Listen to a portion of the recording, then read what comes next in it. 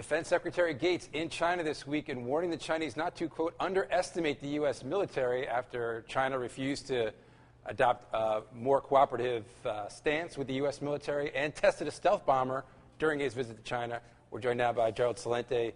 He's the publisher of the Trends Journal. And Gerald, you always tell me that current events predict future trends. Are we on a collision course with China? Well, we may not be on a collision course just yet because we're still doing business together. But let's get the reality here of what Secretary of Defense Gates is saying. Just for the record, it was the Chinese, along with the North Koreans, that pushed the United States out of South Korea and made an armistice. There was never a peace treaty to that war.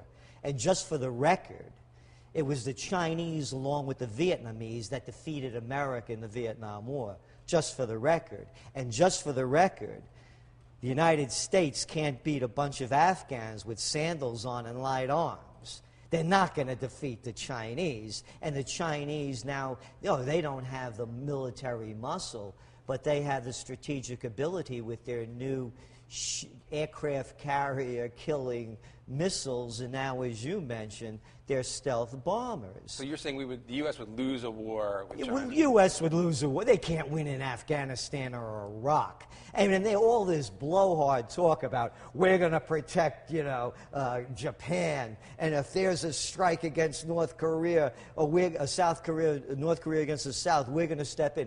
Here's my favorite: we're going to protect Taiwan. Right. Yeah, right.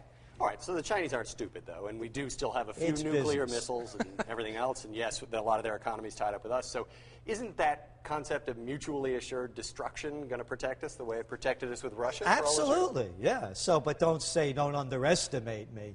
Take it easy, Junior. You're not who you used to be, and neither is China. This is a different game now, and the game is money.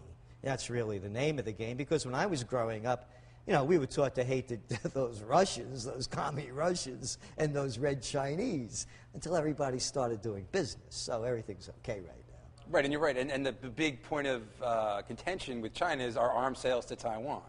Yeah. So it's basically about U.S. wanting to have that market for its arms, and the Chinese saying we don't want you to make that sale. Maybe we want to sell our goods, because the Chinese have become big arms dealers now in the world as well. And here's a funnier one, if it wasn't so sick. Hillary Clinton going to Hanoi, and Hanoi and China are fighting over these Spratly Islands in the South China Sea, and her saying that it's in the United States' interest to take a stand on this and protect them. Wait a minute, Vietnam? Oh, yeah, I remember Bill was out there. I think he was in the 5th Marine Division, I mean, come on. So, no, this is just talk.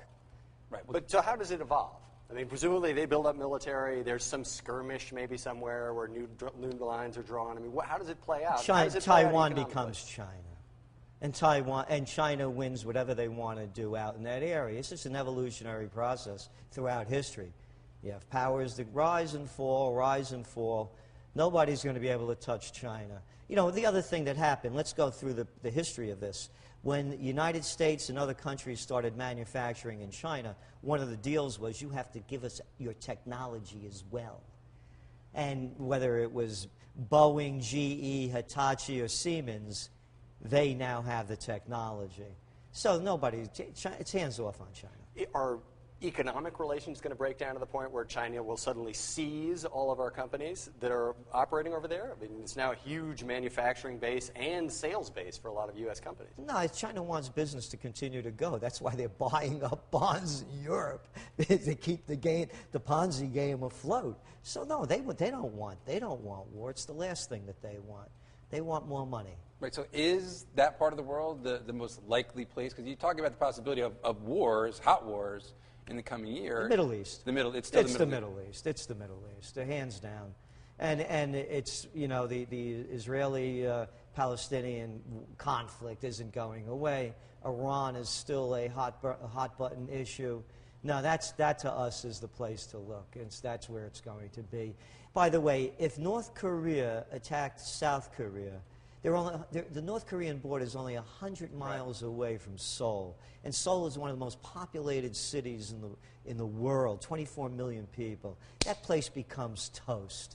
there's not going to be a war. If there is, it's the beginning of World War III. Well, let's hope we certainly don't see that. All right, Gerald, thanks very much.